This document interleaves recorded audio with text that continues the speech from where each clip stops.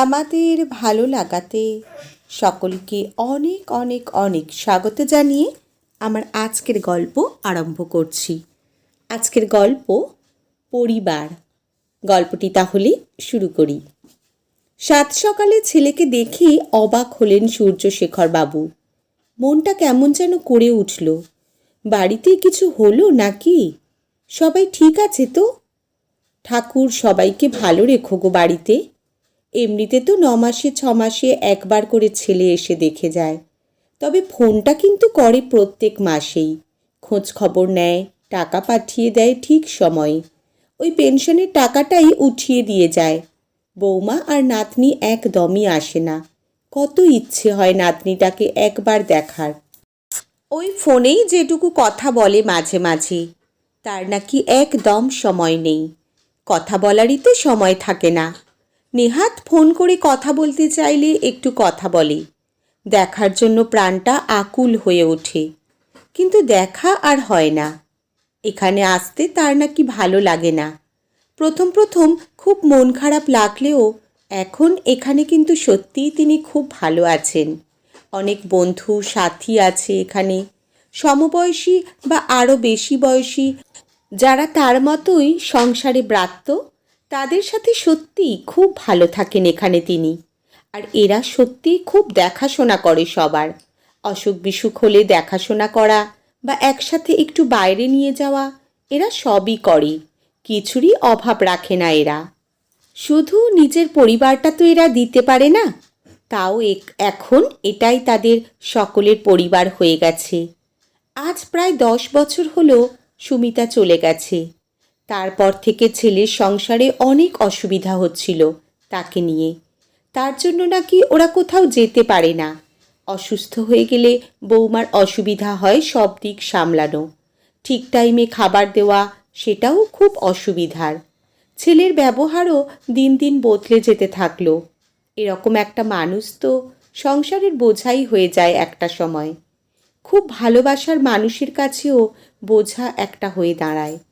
বাধ্য হয়ে বৃদ্ধাশ্রমটাকেই সবাই ঠিক মনে করল। ছেলে বোঝালো যে ওখানে গেলে নাকি কথা বলার অনেক সঙ্গী পাওয়া যাবে, সময় ভালো কাটবে, ওরা সব দেখাশোনা করবে।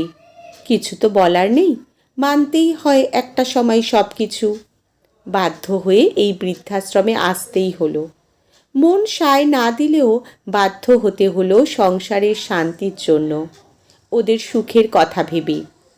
এই তো কদিন আগে পুজোর জামা দিয়ে গেল ছেলে। তাহলে আজ হঠাৎ কি মনে করে ছেলে এলো? জানলা দিয়ে ছেলেকে আসতে দেখে তাড়াতাড়ি দরজায় গিয়ে দাঁড়ালেন সূর্যশেখর। ছেলে একদিনের জন্য বাড়ি নিয়ে যেতে এসেছে। এত বছরে মাত্র 3 দিন বাড়ি নিয়ে গেছে, কিন্তু আজ কি এমন ঘটল যে তাকে বাড়ি নিতে এলো? উদ্বিগ্ন হয়ে জিজ্ঞাসা করলেন সূর্যশেখর বাবু, বাড়ির সবাই ঠিক আছে তো? ছেলে হেসে বলল, সুখবর আছে, তোমার নাতনির বিয়ে ঠিক হচ্ছে। আজ ছেলের বাড়ির লোক দেখতে আসবে ওকে। খুব ভালো পরিবার বুঝলে, একদম হীরের টুকরো ছেলে। ছবি দেখে ওদের খুব পছন্দ তোমার নাতনিকে। ছেলে ডাক্তার, আজ ওরা দেখতে আসবে, তাই তোমাকে নিতে এসেছি। তারপর আমতা আমতা করে ছেলে মাথা নিচু করে বলল, ওরা জানে না তুমি এখানে থাকো, তুমি আমাদের সাথেই থাকো ওদের বলেছি। আসলে ওদের একান্নবর্তী পরিবার, দাদুই ওদের বাড়ির প্রধান, তার পছন্দই শেষ কথা বাড়িতে। তাই ছেলের দাদু আজ নিজে আসছেন মেয়েকে দেখতে আর সবার সাথে পরিচয় করতে, তাই তোমাকে নিতে এলাম। মাথাটা নিচু করে বসে থাকলো ছেলে। সূর্যশেখর বাবু নিজের মনেই একটু হেসে বললেন, সে তো খুব ভালো খবর, চল তাড়াতাড়ি বাড়ি যাই। বাড়িতে সাজো সাজো ব্যাপার সব। মা মেয়ে খুব খুশি। আজ তার খুব খাতির।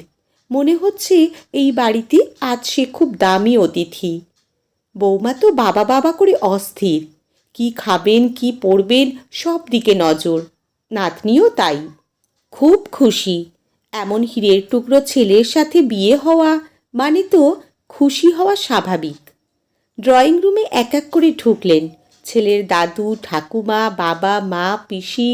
সবাই হাত জোড় করে নমস্কার বিনিময় করল। বলল ছেলে আসছে, গাড়ি পার্ক করছে। ছেলের দাদু তো সূর্যশেখর বাবুর সাথে গল্প জুড়ে দিলেন। তাদের একান্নবর্তী পরিবার, সবাই একসাথে থাকে। আপনার নাতনি কিন্তু আমার পরিবারের বড় নাত বউ হবে। সবাইকে নিয়ে থাকতে হবে কিন্তু, পারবে তো? সূর্যশেখর বাবু বললেন, নিশ্চয়ই সবাইকে নিয়ে থাকতে পারবে আমার নাতনি। যদিও আমাদের ছোট্ট পরিবার, কিন্তু আমরা সবাই একসাথেই খুব ভালোই থাকি। এমন সময় ঘরে ঢুকলো ছেলে অর্থাৎ পাত্র। ঢুকেই সূর্যশেখরের দিকে নজর গেল। তাকিয়েই বলল, দাদু তুমি এখানে? তোমাকে বলেছি না ঘরের বাইরে বেরোবে না? এত অসুস্থ তুমি, উঠলেই মাথা ঘুরে যাচ্ছে। কত প্রেশার তোমার, আর তুমি এখানে এসেছো? ওরা তোমাকে ছাড়লো কি করে? আর ওদের বলেছিলাম বাড়ির লোককে জানাতে, আমার সাথে দেখা করতে। কিছুই তো করলে না। এখানে এলে কি করে তুমি? তোমার বেরোনো একদম উচিত হয়নি। যে কোনো সময় তুমি অসুস্থ হয়ে যাবে। ছেলের দাদু বললেন, তুই চিনিস নাকি ওনাকে? হ্যাঁ, আমি তো বৃদ্ধাশ্রমে ওনাদের চিকিৎসা করি, উত্তরে ছেলে বলল। ওনার বাড়ির লোককে বারবার দেখা করার কথা বললেও কেউ আসেনি দেখা করতে। উনি খুব অসুস্থ, ভালো চিকিৎসার দরকার ওনার। ঘরের মধ্যে সবাই চুপ হয়ে গেল। ছেলের দাদু সূর্যশেখর বাবুর মুখের দিকে তাকালেন। সূর্যশেখর বাবু মুখ নিচু করে নিলেন। আজকের গল্প এখানেই সমাপ্ত। কলমে কবিতা চক্রবর্তী, পাঠে জয়তী। ধন্যবাদ।